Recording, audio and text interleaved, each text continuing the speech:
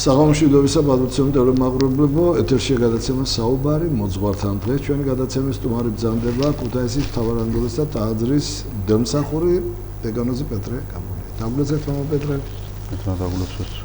მამა პეტრე. დიდი ხანი არ ყოფილხართ ახლა ჩვენ გადაცემებში და მადლობა რომ მოგბრძანდით. დიდება მამა.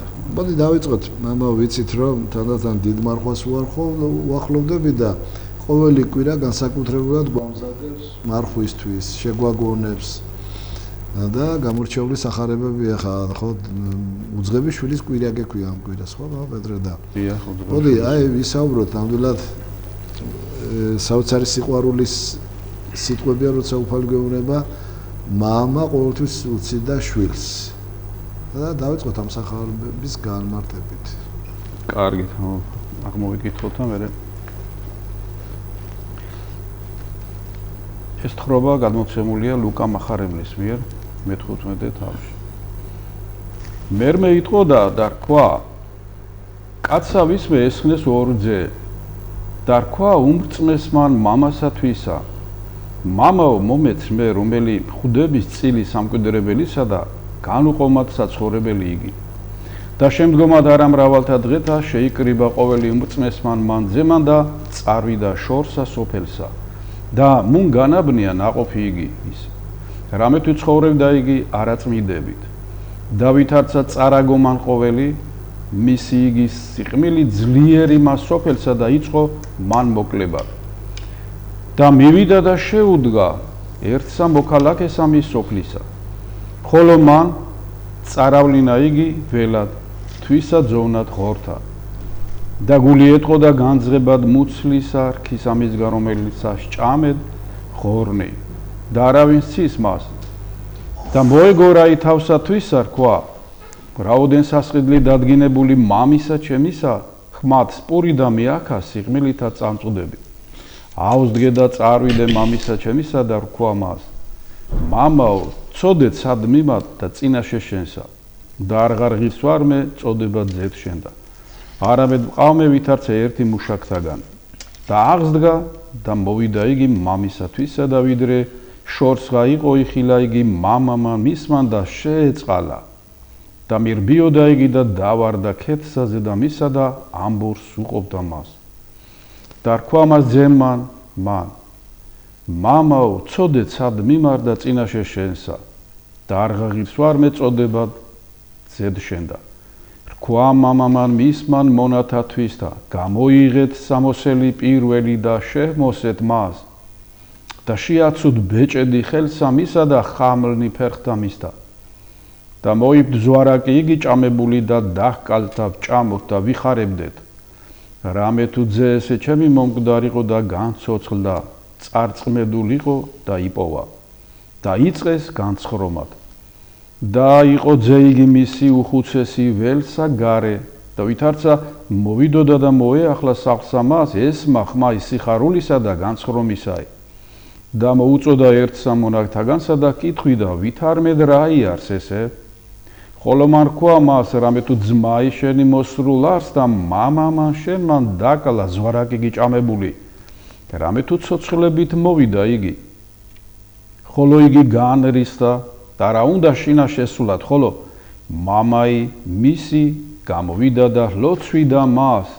და მან მიუგო და რქვა მამასათვისა აჰა ესე რა ესოდენი წელნი გმონენ შენ და არასა და ცნებასა შენსა გარდავხედ და მე არასა და მომეც ერთი თიკანი რაითამცა მეგობართა ჩემთა თანა ვიხარე და ოდეზე ესე შენი მოვიდა რომელმა შეჭამა საცხოვრებელი შენი მეძავთა თანა დაუკალმა ზვარაკი გიჭამებული ხოლო მან რქვა მას შვილო შენ მარადის ჩემთანა ხარ და ჩემი ყოველი შენი არს ხოლო აც ხიერებლებაი და სიხარული ჯერ არს რამე თუ ძმაი ესე შენი მომკვდარიყო და გაცოცხლდა წარწმედულიყო და იპოვა აი ეს მართლაც საოცარი ეს სახარებისეული თხრობა რომელიც თქვენ კარგად აღნიშნეთ მომარჩილო წმინდა ეკლესიის მიერ იმ თანმიმდევრობით არის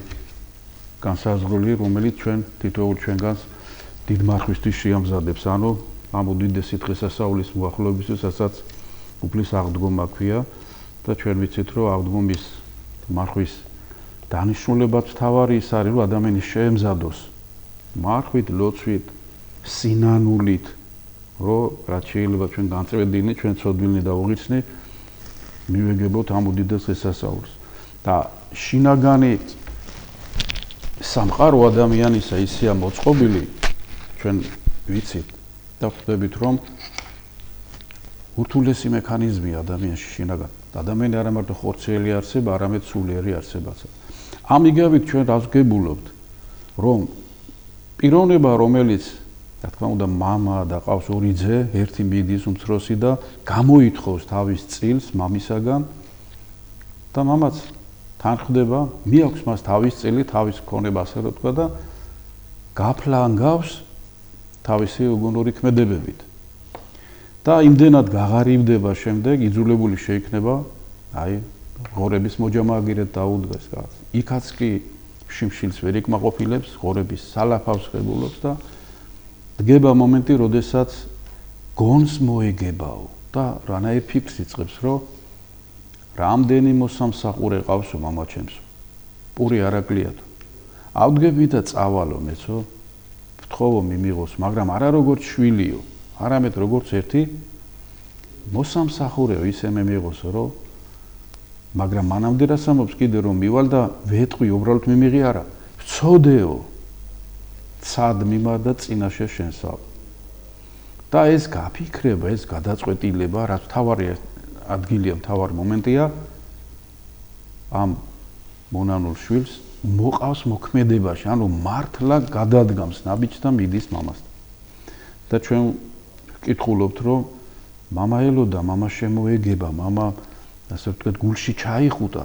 კი შვილმა უთხრა ასე რომ წოდე მამა წინაშე ცად მიმარდა წინაშე შემიწყალს შემრალეო, მაგრამ მამიდან პასუხი არის საოცარი, მანუგეშებელი თითოეული ჩვენგანისთვის, თითოეული ადამიანისთვის, რომ შეაცოთ ბეჭედიო, ახალი სამოსელი შემოსეთო, ზვარაკი ჭამებული დაკალითო, ვიტრაპეზოთო, ვიმხიარულოთო და დიდი სადღესასწაულო საზემო განწყობა გაიმართა. რატო? დაკარგული იყო ჩემი შვილიო, გაცოცხლდაო, მოვიდაო, გონს მოეგო, შეინანა, რა თქმა უნდა, ამაში მთელი აზრი ეს არის. მეორე ძმა, რომელიც იმ დროს იქ არ იყო და ბრუნდება სახლში, ხიარულება რომ შემოესმება, გებულობთ რომ უკვირს რა ხდება, მოიკითხავს და ეუბნებიან რომ შენი ძმა, რომელიც დაკარგული იყო, მოვიდა სახლს ალამათი, მამას გაუხარდა და ეს წვეულება გამართაო და ის შინაგანი, ასე ვთქვათ, გაბრაზებას მიეცა და არც უნდოდა შესვლა, მერე მამა ეუბნება რომ შვილო, შენი ძმაო ასე დაღუპული იყო, წასული იყო, გონს მოეგო, მოვიდაო და ესე ეუბნება მე შენთან ვიყავიო სულ არაფერი ერთი შენ სიტყვას არ გადავსულვარ და შენ ერთი თიკანიც კი არ დამიკალიო. მაგრამ მამიდან როგორი პასუხია შვილო, ჩემი ყოველივე შენი არსო. მაგრამ ჩვენო დღესასწაულო განწყობა იმით უნდა გქონდესო, რომ შენი ძმაო მკვდარი იყო და გაცოცხლდაო. დაკარგული იყო და იპოვაო, დაბრუნდაო. ანუ ის დიდი სიხარული და რაც განასახიერებს კაცი, რომელიც ორი ძე ყავს, ეს არის თავად უფალი. რომლიდანაც არის ადამიანთა დიდი ნაწილი, ალბათ თითოეული ჩვენგანი რაღაც დონით, რომ თავის წილს გამოითხოვს და მიდის და მისი თავისუფალი ნებით ისე მოიხმარს და ფლანგავს, არც ინდის უჯერებს, არც ჯულს უჯერებს და აი თვითონ თითქოს და ტკბება ამ ყველაფრის მისი ჭკუით მოხმარებაში. და რა აქ ადამიანს რა სიმდიდრეა? თითოეულ ადამიანს აქვს სიცოცხლე, თვალი აქვს, ყური აქვს, ჯანმრთელობა აქვს, შესაძლებლობები აქვს, ყველაფერი აქვს და აი ხშირად გაგვიგია ხა ამ ბოლო პერიოდში მაინც ჩვენ რომ ჩემი სხეული მე მეკუთვნის, მე რაც მინდა იმას ვიზამ და ასე შემდეგ. ანუ თითქოს ადამიანი თulis რომ აბსოლუტური თავისუფლება აქვს მას და მიდის და ასე რომ ვთქვათ, დგამს ისეთ ნაბიჯებს, რომელიც შედეგში ემსახურება ცოდვას, ცოდვის მსახურებას და ეს ადამიანი, ასეთი ცოდვის მიდრეკილი ადამიანი ხდება ძლიერად, სულიერად გაღარიბებული, ატყობს, რომ ის ვეღარ იკმაყოფილებს იმ სურვილებს, რომელიც ატყუებდა და სინამდვილეშიც იყო ხორციელი სურვილები და დემონის ტყვეობაში ყოფნა, სული, რომელიც უგდავია ადამიანს ღვთისკენ მოუწოდებს და მხოლოდ მასში უნდა ნეტარება, გაღარიბებულია, შიმშილი აქვს სულიერი და როდესაც ამ იგავში ეს უმცროსი ცოდვით დაცემული პიროვნება ღორების სალაფავთან მივიდა და ისიც კი არ აკმაყოფილებდეს, ნიშნავს, რომ ადამიანის თავის სულიერ მოთხოვნილებებს ღვთიდან დაშორებულ მდგომარეობაში, როდესაც იმყოფება, ამ ქვეყნიურ გართობებში და ღირებულებებში ვერ დაიკმაყოფილებს. ტყვილი ძიება, ამაო ასე ვთქვათ, მიდგება და მოდგება ადამიანი და უნდა რომ თითქოს სულიერი შიმშილი სხვა რამით ხორციელი დამაქვეყნი რაღაც სიამოვნებით ჩაანაცვლოს. ეს არ ხდება და უფრო მეტ ასე ვთქვათ დეპრესიას განიცდის ადამიანი და ვერ ხვდება სად არის გამოსავალი. წმინდა ეკლესია სწორედ ამაზე მიუთითებს, რომ როდესაც ადამიანი გონს მოეგება და აქ არის თავარი მომენტი, რომ როდესაც ცოდვილი მიხვდება, რომ რა დღეშია და რა არის მიზეზი ამისი, გადაწყვეტს თუ დაბრუნდეს მამასთან სინანულით. და რასაკეთებს? ამ გადაწყვეტილებას, ამ ფიქრს, ამ კეთილგონიერ აზრს ქმედებაში მოიყვანს და მიდის სინანულის გზით მამასთან და გამოსწორებით გზაზე, მაგრამ არიან ბევრნი, ვინც იგივე აზრი ეუფლებათ, რომ ხვდებიან, რომ ასე ცხოვრება აღარ შეიძლება. რომ აი ღვთიდან დაშორებულ მდგომარეობაში არის სულიერი დეპრესია, სულიერი შიმშილი. ფიქრობენ, აი წავალ, გადავდგანაბიც, მაგრამ ბევრი ადამიანი გადადებს, მოდი ხვალ ვიზამ, შემდეგი ორშაბათიდან მერე ვიზამ, მერე და ის მერე შეიძლება არ დადგეს. ამიტომ ეკლესია მოუწოდებს, რომ სწრაფად უნდა შეინანოს ადამიანმა, უნდა გადაწყვეტილება მიიღოს და როგორც აქ ხედავთ ჩვენ, რომ უფალი გულში ჩაიკრავს შვილს, არათუ მონის მდგომარეობაში მიიღებს, ისევ შვილის პატივში. და რომელიდაც განასახიერებს იმას, რომ ცოდვილად, როდესაც ჩვენ ცოლის მდგომარეობაში ჩვენი ნები დავშორდით უფალს, თუკი ჩვენ გონს მოვეგები და მივალ სინანულით უფალი გულში ჩაგვიკრავს. და რა თქმა უნდა, იმ დიდი პატივით მიგვიღებს და ზეცასაც უხარია. რას ეუბნება თავის უფროს შვილს, რომ შენი ძმაო დაკარგული იყო და იპოვაო, მკვდარი იყო და გაცოცხლდაო. ერთი სიტყვით და ერთი ასე ვთქვათ დაგვირებით შეიძლება ვფიქროთ, როგორ იყო მკვდარი, ის ხო ცოცხალი იყო, ის ხო დადიოდა რაღაცას ქმედებაში იყო, მაგრამ აი საქმეც იმაშია, რომ სულიერი თვალთახედვით, ზეციური ხედვით შეიძლება ადამიანი აქ რაღაც მოვაწეობდეს, მუშაობდეს, ან ერთობოდეს, მაგრამ მკვდრად ითვლებოდეს, თუკი მისი ცხოვრების წესი დაცილებულია ღვთაებრივ სწავლებას და მხოლოდ ხორციელ სიამოვნებათა ტკბობაში გადის დრო. ამ დროს ადამიანი იწოდება სულიერად მკვდრად და ეკლესია ელოდება ასეთებს და ასეთებისთვის ქადაგებს ეკლესია, რომ მოვიდეს და ამიტომა ყველასთვის ეკლესია რომ გონს მოეგოს და რომ ადამიანმა არ ემსახუროს ცოდვას, არ ემსახუროს მხოლოდ ხორციელ სურვილებს, რომლის ფინალი და ასე ვთქვათ საბოლოო მარადიული განშორება ღვთიდან და მარადიული სიკვდილი და ჯოჯოხეთი და ამიტომ ყველას ეს იგავი ჩვენ მოგვიწოდებს თითოეულ ადამიანს, რა ცოდვილიც არ უნდა იყოს, რა დონეზეც დაშორებული არ უნდა იყოს უფალს, რომ ადამიანო ვინც არ უნდა იყო და სადაც არ უნდა იყო, შენ სულიერ შიმშილს მხოლოდ და მხოლოდ უფალთან მისვლით, სინანულის გზით, სინანულის ნაბიჯების გადადგმით მოიპოვებ, უფალი მიგიღებს, ეკლესია მიგიღებს, შეგინდობს, განგასპეტაგებს, რა თქმა უნდა, ერთი მთავარი პირობაა, რომ ადამიანმა ეს მდგომარეობა დიდი მადლიერებით უნდა მიიღოს და კვლავ ისევ, ასე ვთქვათ, ცოდვაში არ უნდა გადადგას ნაბიჯი. ათანასე დიდი ასეთ შედარებას ამბობს, რომ ჩვენო ღორს არ უნდა დავემგვავსოთო. ღორიურაც უნდა დააბანო, გაასუფთავო და ოქროს ჯაჭვი დაკიდო, მაინც ადგება და ღრუტონით ტალახში ჩაწვებაო.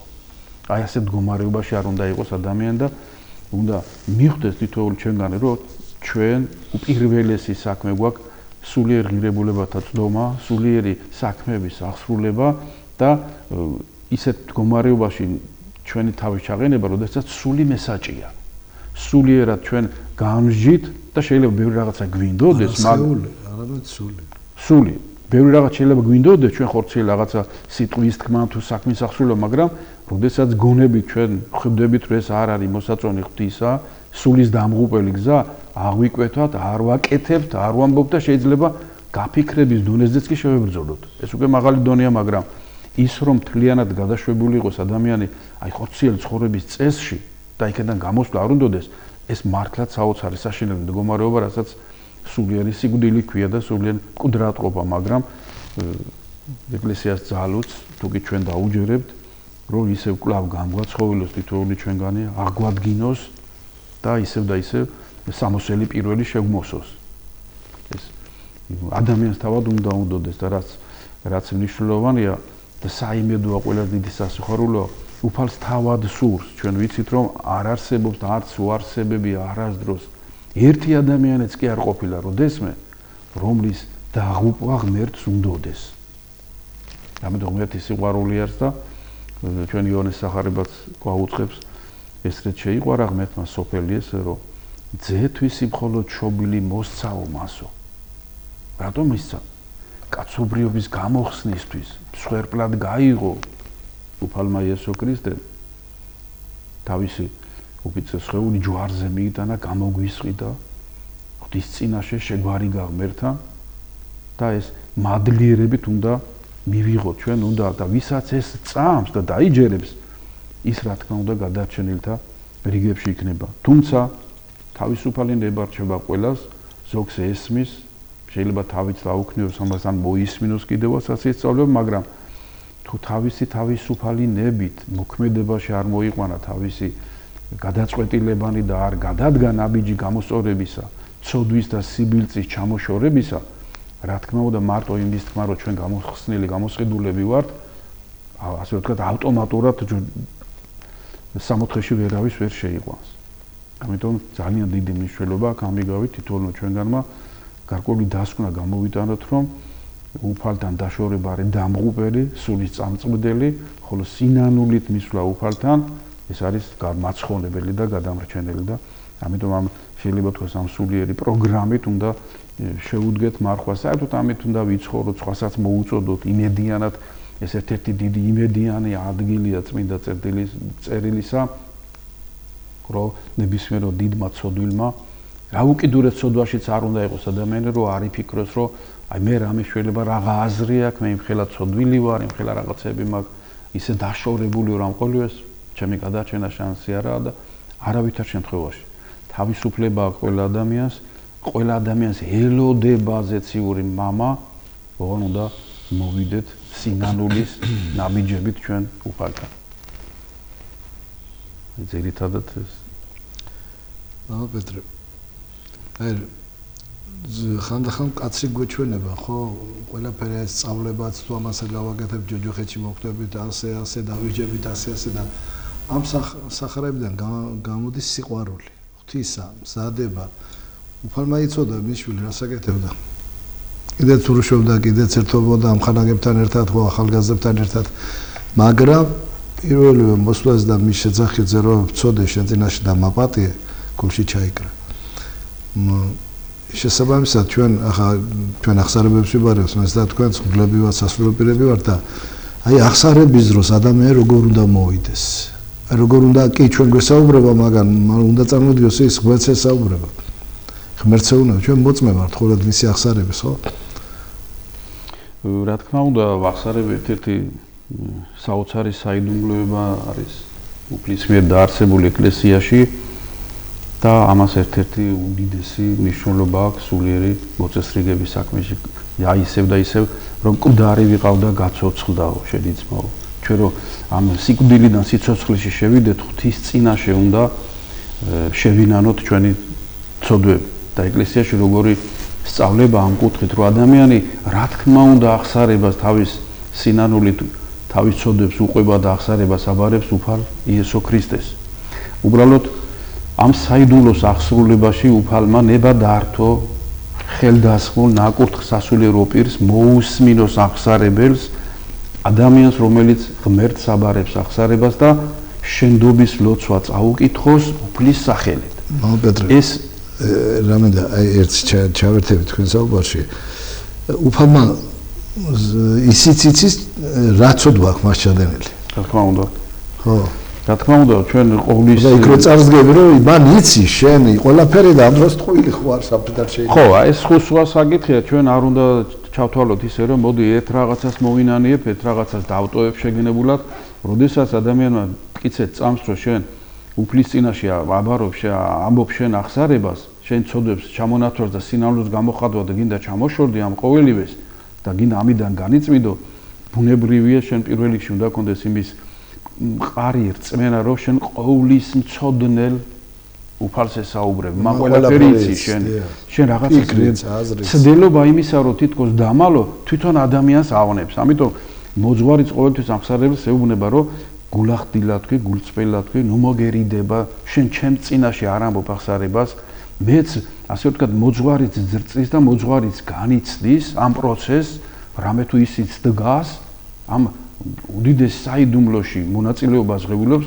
როდესაც აღსარებელი უფალს ესაუბრება და სინანულით გულს უშლის და შენ მისი ასე ვთქვათ დამხმარე ხარ მშველელი ხარ უბრალოდ ეს მადლი მართლა მიანიჭას სასულიერო პირს მაცხოვარმა რომ ვისაც შეიკრება გახსნი ხსნილი იქნება ანუ შენდობის როცვას რომელსაც წაუკითხავს აღსარებელს მოძღვარი მეეტევება ცოდვები და ეს მადლი აქვს სასულიერო მართლმადიდებლო ეკლესიის ღვთისმსახურს უდელეს და თქმა უნდა ეპისკოპოსს სხვას არა აქვს მამა პეტრე თქვენ ეხლა ბძანეთ რომ უფალსო ახარებსო ყოველი ადამიანის ხონებაო და უნდა შვილები ვართ მისი და უნდა ისევე სასულიერო პირებსაც ახარებს მისი სულიერი შვილი რომ აღსარებაში გულწრფელია და ისეთ რაღაცას იტყვის რომ მაგალითად მე მგონია რომ დავეკითხე ჩემთან შენ იტყოდი ამას შევკითხოთ ხო გამხარებია რომ აი ნახე როგორ აჯობა იმან საერთოდ აი ცოდვილი მდგომარეობიდან სწრაფად გამოსვლა და შესაბამისად უფრო სულიერად რომ ვიმსჯელოთ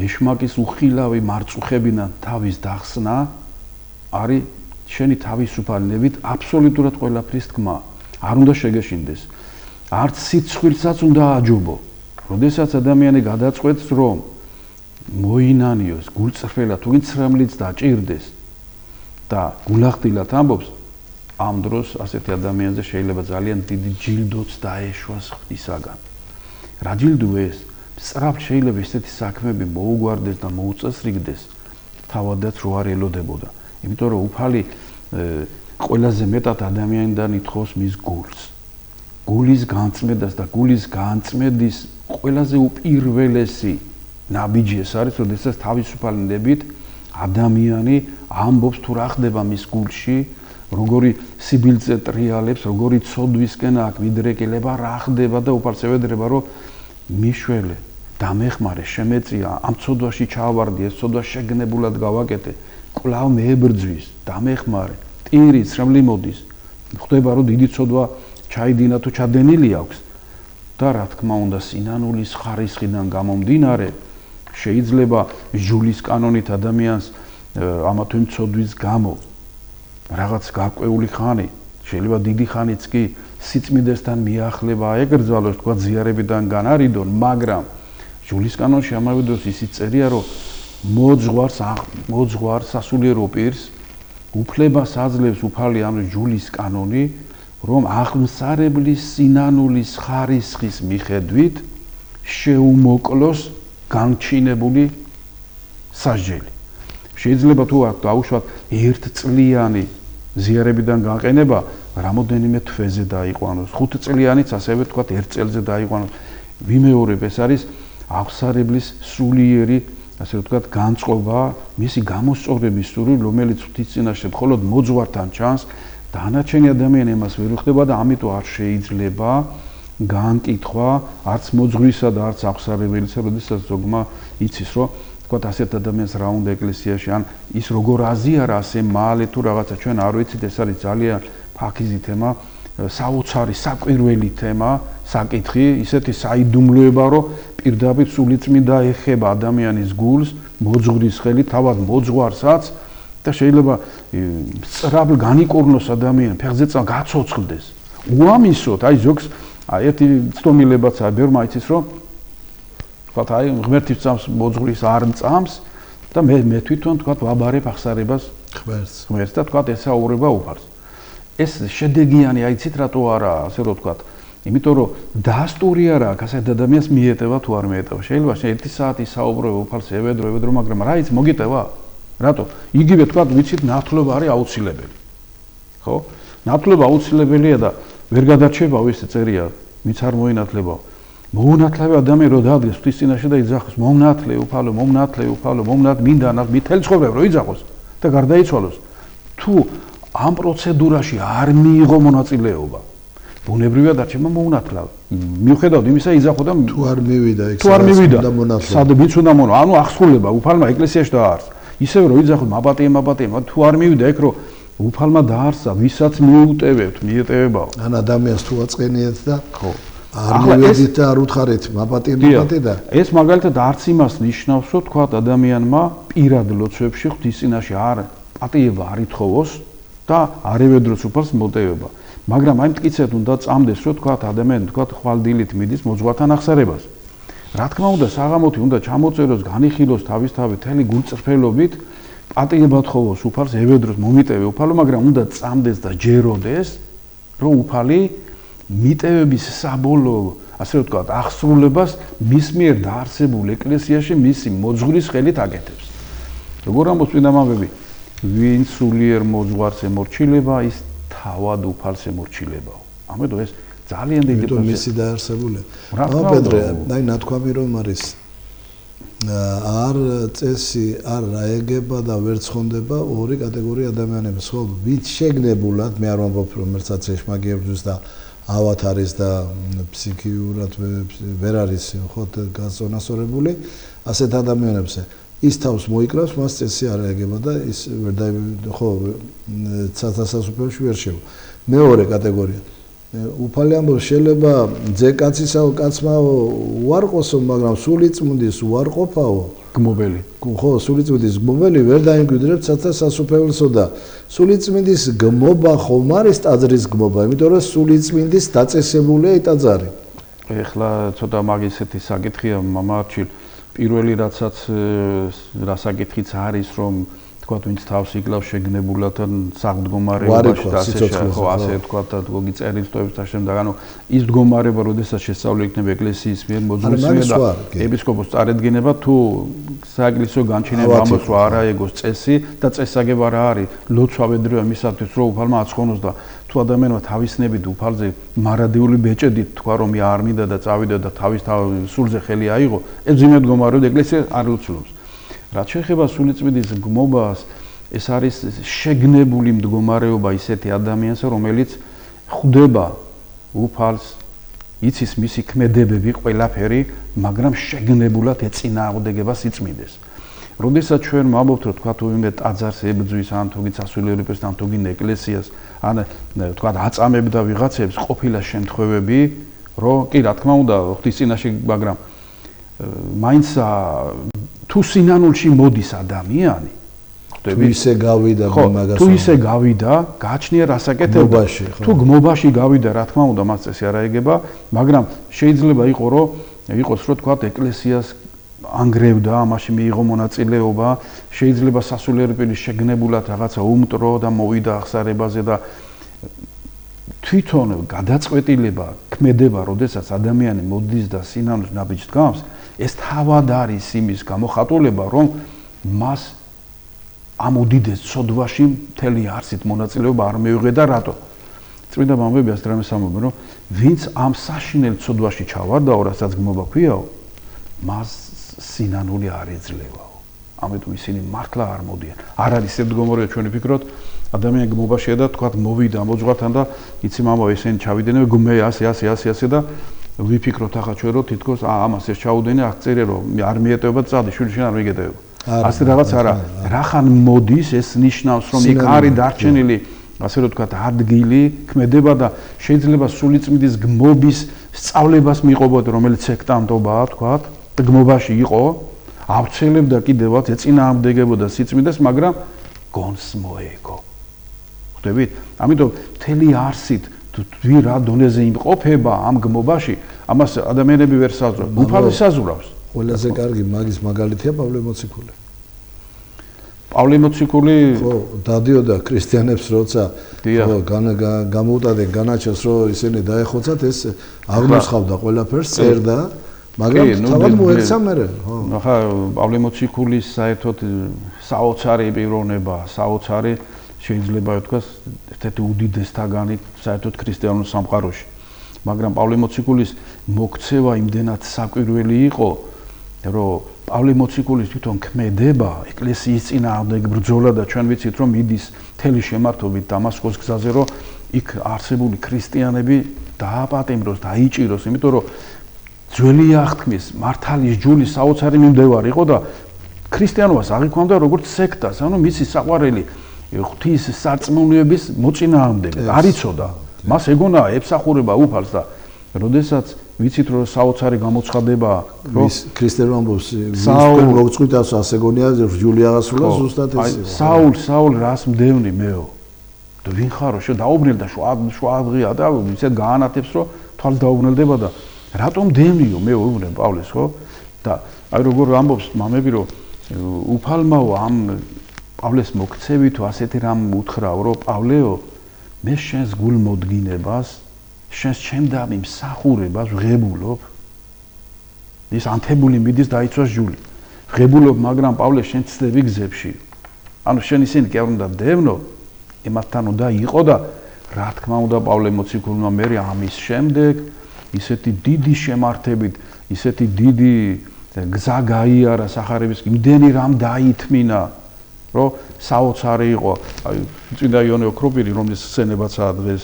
შეგვეციოს ვისიმადლე საოცარ სიტყვებს ამბობს რომ პავლე მოციქულსო ქრისტეს სახარებისთვისო მასზე დადებული ბორკილები იმაზე მეტად უყვარდაო ვიდრე ნებისმიერ მეფეს თავის სამეფო გვირგვინიო ანუ ქრისტესთვის წამების ბორკილებს დიდი ნეტარებით ზიდავდა რამე თუ უფალი უყვარდა და უხაროდა მისი სახელის გამო თუ იდევნებოდა თუ იტანჯებოდა რატო გულში ატარებდა სიხალოს ამას აგებდა რისთვის უფლის საქმისთვის ანუ გულში ყავდა უფალი და გარეგნულ ტკივილს თუ სიმძიმეს არ გაურბოდა და შედეგიც ყოველთვის იყო თავისი წუხარება დღეებიც ბევრი ქონია დევნაც ქონია შეჭირებაც ბევრი ქონია შემოტევები ქონდა ის სამგზის ვედრეო უფალსო რომ განმაშორე უფალო ეს შემოტევები აი სად გარკვეული შემოტევები ქონდა და მაგრამ რა პასუხი მიიღო პავლე მოციქულმა წმინდა წერილში წერია ხო პავლეო კმარსო შენდაო მადლიო რომელიც არიო შენში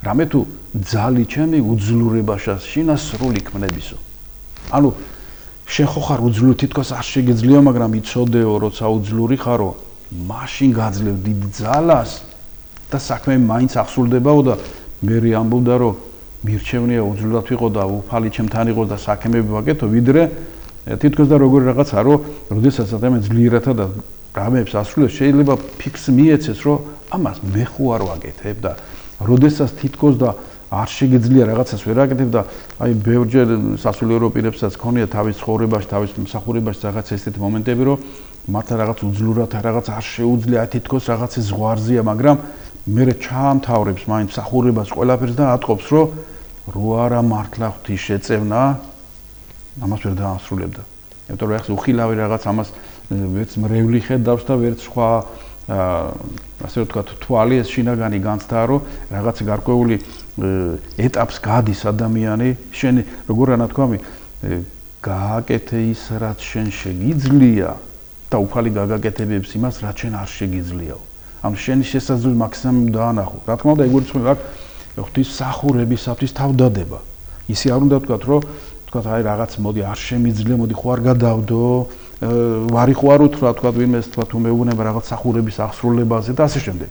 ანუ როგორც მოციქულები იყვნენ თავდადებულნი და არ უშინდებოდნენ ამავდყოფობას, წუხარებას თუ განსასწრებს ღვთის სიტყვის გავრცელებისთვის, ასევე რაღაცა დონით ჩვენც ასე უნდა ვიყოთ, რომ არ უნდა მოგვბეზრდეს, არ უნდა დავთმოთ და ასე შემდეგ. აი, ჩვენ ვსაუბრობდით ახლა ადამიანი, რომელიც სასულიერო პირს გმობს კიძახის მեղმერთი მწამს, მაგრამ აი ამათი არ მწამს. ამათი აი ახლა ამაზე იყო საუბარი, ამ გმობაზე იყო საუბარი და მე მქონია ჩემ შეიძლება თქვენაც ჩემ ცხოვრებაში ასეთ მაგალითი მოხდა, მაგალითად შევედი სადღაც თუ გით ბანკანების შესაკეთებელი ცენტრი იყო და იქ ახალგაზრდა ბიჭი გამოვიდა სიგარეტი ხელში და როგორც დამინახა იქვე გადააგდო სულ არ მიცნობდა ისმე მაგრამ მან დამინახა რომ მე ვარ ღვთისმსახური და ის პატივს მიაგებს უფალს და ამიტომ უკვე იქიდან გამომდინარე რომ მას უფალი უყვარს, ჩემს მიმართაც მოწიწება გამოხატა და მორიდება გამოხატა. არა ისე როგორც სხვა მაგალითად დაგვინახავს და შეიძლება პირდაპირ არ თქვა, მაგრამ ცუდი თქვა ჩვენზე გაიაზროს, ხო და წავიდეს ისე, ხო და ამან გამოხატა მოწიწება და რიდი. ეს მოწიწება და რიდი, რა თქმა უნდა, ყოველთვის იყო, არის და იქნება.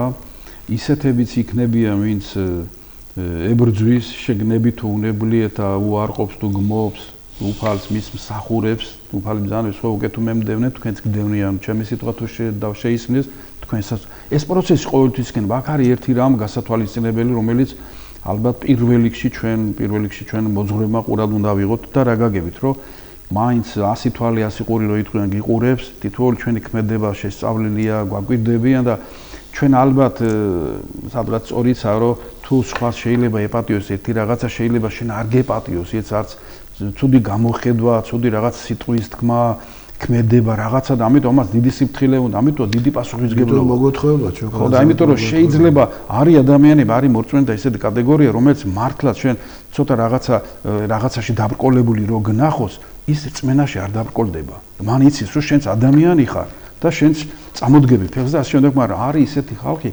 ვინც ეგრევე შეიძლება დაბრკოლდეს, რომ ეს როგორ შეიძლება ასეთი რამე ვაკეთებდეს და რაღაცა დონეც მართალია. სანამ ის მას განემარტება, რომ მოძღვარი მაინც ადამიანია, შეიძლება იმანასაც შეეშალოს, შენ მაინც უნდა მიუტევო, მასზე ილოცო და ასე შემდეგ, რაც რა თქმა უნდა სწორია.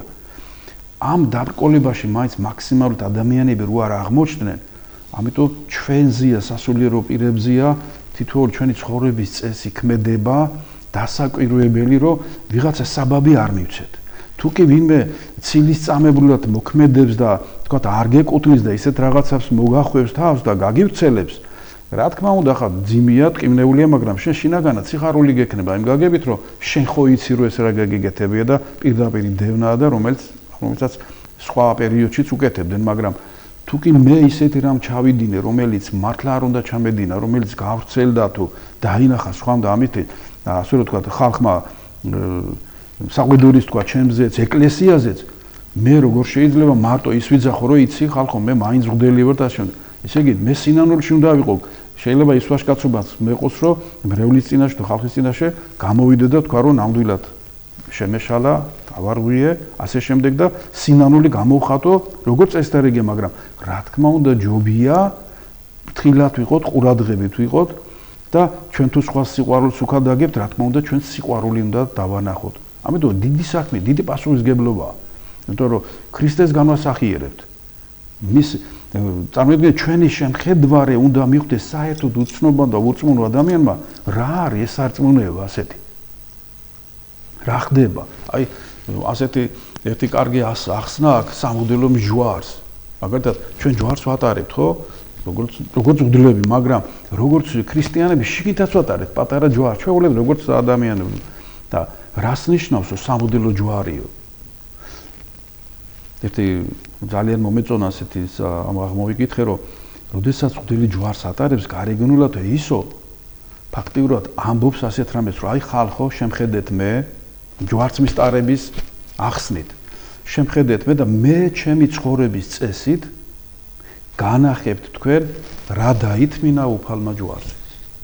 ანუ შემხედეთ მე ისე მოვიქცევი, რომ იცოდეთ, რომ ასე იქცეოდა უფალი ხალხში, საზოგადოებაში, ყველგან და შენი ამ მიხედვით, რა თქმა უნდა, ადამიანები მოდიან წმენაში და ყოველთვის ასე იყო.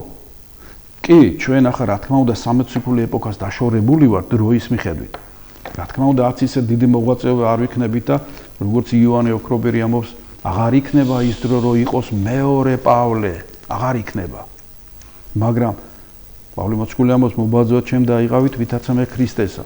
ასეა ჩვენ რაღაცა დონით უნდა მიუბაძოთ მაცხოვრის მინდევრებს, წმინდა მამებს, მათი ხსენება როა დღესასწაულოდ გვიხარია და ჩვენ ვცდილობთ, რომ რაღაცა მათი ნაწერები მივაწოდოთ ხალხს. რომობა შენ უნდა კითხოს, ახლა ჩვენ ხო ვერ დავდგებით ისე, რომ ხო ვერ და არ ვიცი. გვევალება ვიცოდეთ და ამიტომ ძალიან დიდი, ასე რომ ვთქვათ, სასიხარულო ამბავია, რომ ჩვენს ეპარქიაში, ჯერ საქართველოს სამოციქულო ეკლესიაში უწმიდესის დიდი მოღვაწეობით აღვაწლით, სასულიერო დიდი კერები აღსდგა და გაიხსნა. როგორც თბილისში, ასევე გელათში, გელათის სასულიერო აკადემიას სემინარია, სადაც ისწავლება და მომავალი თაობა სწავლობს, რა არის წმინდა წერილი, რა უნდა ვიცოდეთ, როგორ უნდა ვიცხოვროთ და მოდის ახალგაზრდობა და ინტერესდება ამითინ და ეს ყველა სფეროში უნდა შევიდეს. რატო? იმიტომ რომ სულის ცხონებისთვის ყველა მოწადენებული, არა მარტო მღვდელი, არა მარტო დიაკონი, არა მარტო სტიხაროსანი, ჩვეულებრივი დამლაგებელი, მუშა, ექიმი, პრეზიდენტი, პრემიერია თუ ვინც არ უნდა იყოს, ურწმუნოც კი უნდა მოვიდეს სარწმუნოებაში. თქვენ ხართ ნათელი სოფლისაო. ჩვენი შემხედვარე უნდა დააინტერესოს ქრისტიანობა, თორე წარმოიდგინეთ და ღმერთთან დაგვიფაროს ახლა ჩვენ რომ ვიქადაგოთ ერთი და მეორე ვაკეთოთ, ბუნებრივია შედეგი არ იქნება. ამიტომ ყოველთვის ეკლესია იდგა მოწინავეთა რიგებში და მადლობა ღმერთს, რომ ამ ღირსეულ ქმედებაში ვცდილობთ, რა თქმა უნდა, ახლა ჩვენ შორსა ვართ 60 კილო ქმედების დაართან, მაგრამ ვცდილობთ რომ რაღაცნაირად ცოტა ავანგარდში ვიყოთ, წინა ხაზზე ვიყოთ, ერთმანეთს ლოცვებსაც ვთხოვთ, რომ ილოცონ, მრევლსაც რომ რატო ილოცოს? რომ შევძლოთ ჩვენ ამ ურთულეს დროში, დღეს რთული დროა. ჩვენ რომ მე-12 საუკუნეში ვიყოთ, თლიანი ერი, მაშინ თითქმის მთავრობაა თუ მხედრობაა თუ ერის ადამიანია, ფაქტიურად თითქმის არც ერთი არ აკლდა წირვა ლოცვას. წუხრი თუ ცისკარი იყო. საღამოს ლოცვაო რო დაირეკებოდაო ზარიო, ასეთი გადმოცემებიც არსებობს, რომ კაციო რომელიც თავის ყანაში რო თოხნიდაო, თოხნის და რო გაიგებს რომ წუხრი ზარი იწყება, ზარი დაირეკა, თოხი მოქნეული თუ ქონდაო, მოქნეულ თოხს ბეჭზე გაიდებდაო. ანუ ზარი გაიგო მოქნეულს კერდა არ წამდა, კერ მივიყვანდა ბოლომდე. ზარი всё. მივდივარ, ვემზადე მოწესრიგე და მივდივარ სახურებას და მთელი ერი იდგა და ადიდედა უფარს. ამიტომ დაეშვა ასეთ ერში დაეშვა ძლევა ის საგვირველი. ზეცას რო ჩვენ უფრო მივაპყრობთ თვალს, ზეცაც გვეხმარება. წმინდა გიორგი რატო დაეშვა დავით აღმაშენებლის გადამწყვეტ ბრძოლაში, ერი რო გადარჩენილი იყო. ერი რო ყოფილიყო უსჯულო და ერი რო ყოფილიყო გასანადგურებელი, რა თქმა უნდა 600,000 კი არა, შეიძლება 10,000 დამყრობელს გაენადგურებია. რატო? მადლი გაკლია და როცა ძალი ჩვენი უფალთან იყო ყოველთვის. ამიტომ იყო ხედრობა, იყო მეფე, იყო თუ ერის ხალხი იყო, ყოველთვის ცდილობდა მარხვა, ლოცვი, აღსარგზია, ციხესიმაგრეები ყოფილიყო თვითონ. ამიტომ შიშის ზარს ქართველი ადამიანს მარტო მხმალი და მარჯვენა კი არ გამოსცემდა. უხილავად ღვთის მადლი აშენებდა ეშმაკიდან აღძრულ მტერს. და აი დავითის სიტყვებსაც ჩვენ თუ კარგად დაუკვირდებით დიდგორის ბრძოლაზე როგორ მიმართა, აჰა მეომარნო ქრისტესნო, თუ ჩვენ მტკიცე დავდგებითო ქრისტეს ჯულზეო, არა თუ ეშმაკთა მიმდევრებსო, თვით ეშმაკებსაც დავამარცხებთ. ვინმე იფიქრებს ახლა რა ეშმაკებს და დემონებზია ლაბა დღევანდელი ეგრეთ წოდებული კულტურულად განათლებული ხალხი. რას ამბობს დავით აღმაშენებელი? ეს უდიდესი ქართველი. რას ამბობს და დავითმა იცოდა რომ როგორც პავლე მოციქული ამბობს, ჩვენი ბრძოლა არა ამ ქვეყნიურ ხალხთან, ჩვენი ბრძოლა არის ზეცაში მოთავსებულ, ზეციდან გადმოყრილ დაცემულ ანგელოზებთან, ეშმაკებთან, რომელსაც დრო აქვს მიცემული კაცობრიობა შეებრძოლოს და დავითი ამბობს, რომ თუ კი ჩვენ მტკიცედ დავდგებით ქრისტეს ჯულზე და რაც ნიშნავს, მარხველი უნდა იყო, მლოცველი, მაზიარებელი ქრისტეს სისხლის და ხორცის, უფალი შენთანა და დემონური სამყარო ვერ გეკარება.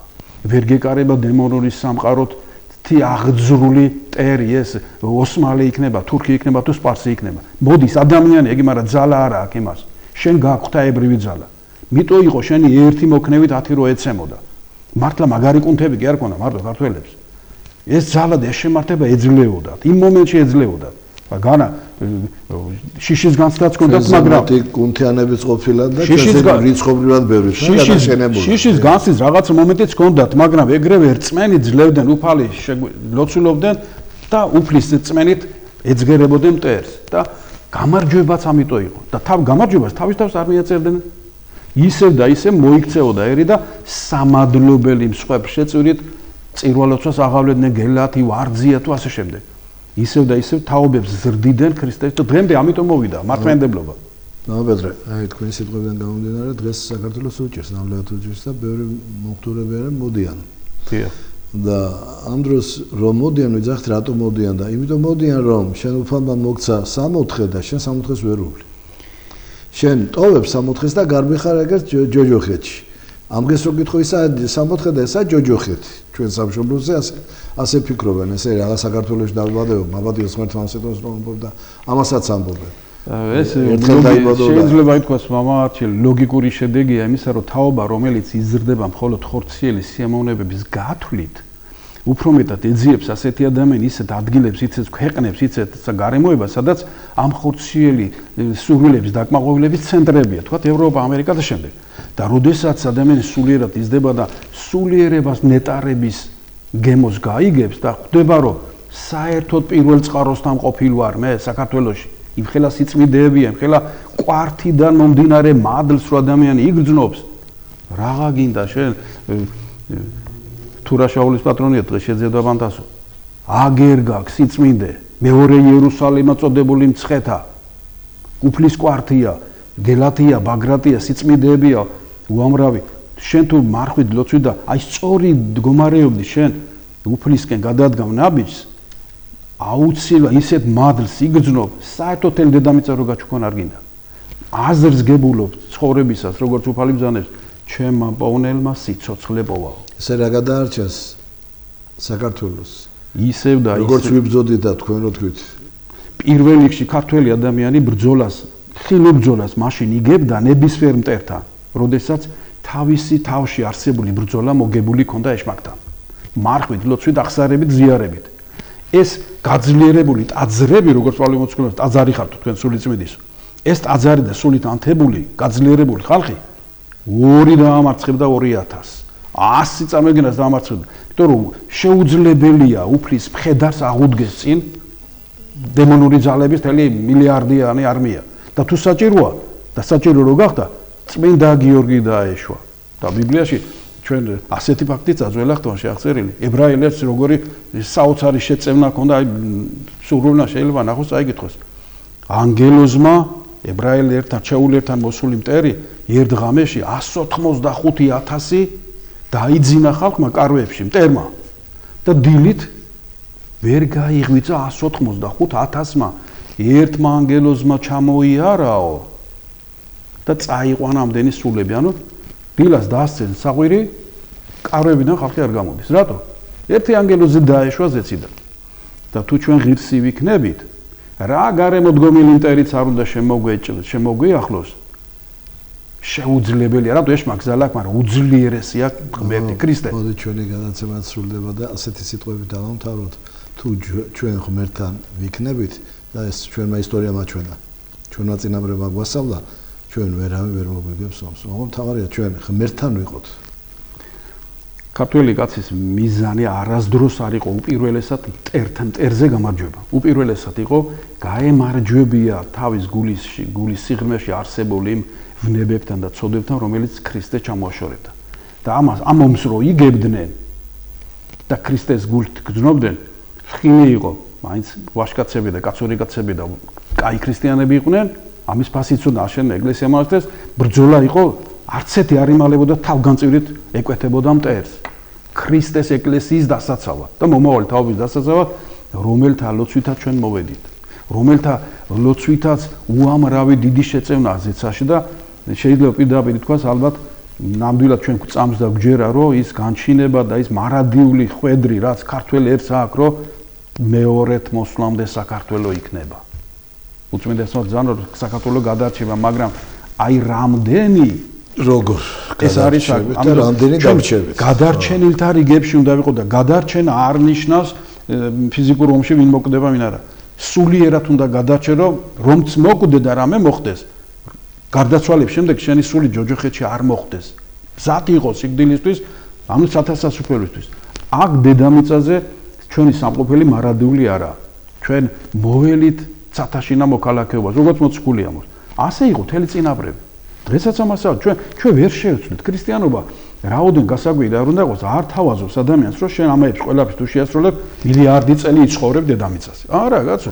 კაი ადამიანი იქნება, ორი სახელი გექნება, ერთი აქაც გექნება და სასუფეველიც მიგიღებს. ფისყალობი. მამაო, თავარია, ჩვენ შევიყვაროთ ღმერთი და ჩვენ აქ ცხოვრებაზე რაღაცა შეიძლება ადამიანებმა გული რაღაც იტანს, მაგრამ როცა ვინმე გიყვარს ძალიან, მთელი გული და სულ იმაზე ფიქრობ, როდის მივალიქ და როდის მახ. აი, სწორედ ეს არის, მამა, თქვენ წეგან უძანთო ახალგაზრდობა ზოგიერთი ისე გარბიან და რაღაც წუთისობელზეა მიჯაჭული. ნახეთ, მაგათად ლოცვა და უფალთან ურთიერთობა რა არის? ლოცვა არის ადამიანის გულის და გონების ღმერთამდე აწევა, მიყრობა და ვის უჭირს? რომელ ადამიანს უჭირს ლოცვა, რომლის გული და გონება მიჯაჭულია წუთისობელს. ამიტომ ეს რაღაცა ტექნოლოგიური პროგრესი, მათთან მიჯაჭულობა ყოველდღიური, ყოველწამიერი რაღაცები პირობითად ამბობ. ეს რა არის? ჩვენ ამაში ვარჯიშობთ, რომ მივეჯაჭოთ წუთისობელს. და ამ ყველაფრიდან მე პატარა რო გამოდივართ, მე გვიჭირს ჩვენ ლოცვა და რაში ეს გაჭირებ, რომ ჩვენი გული და გონებას უჭირს ამაღლება. და რაც უფრო ამას მოშორდები და ამაში გავძლიერდებით, რომელიც გადამრჩენია. აი რატოა დამღუპელი, რომ წუთისოფელს ჩაძირო, ან თუ 24 საათი რაღაცას თქვა საკრავებზე დააკვრა მარტო სპორტი, იგივე ტელეფონი ამ შემდეგ. შენი მთავარი სულიერი ღვთის წინაშე წარდგომის დრო აღარ გრჩება და თუ გრჩება გაბანდული გონებით ხარ. ჩვენც აღარ გრჩება დრო, გადაცემა და დავამთავრო და საინტერესოა ყოველ თქვენთან საუბარი, მამა პეტრე და ისე ხო, ისე ვიცით, საუბარი და ისე განმარტავთ ყველაფერს, დრო ისე გარბის ვერც ვაკონტროლებ და მივედით 1 საათია მოიწურა, დავემშვიდობა ჩვენ ტელემაყურებლებს, მადლობა მობრძანებისთვის, გადაცემაში მონაწილეობისთვის. შევიწყალოთ. იცოცხლეთ მამა და გემშვიდობებით პატრიციონ ტელემაყურებლებო, მომავალ შეხვედრამდე.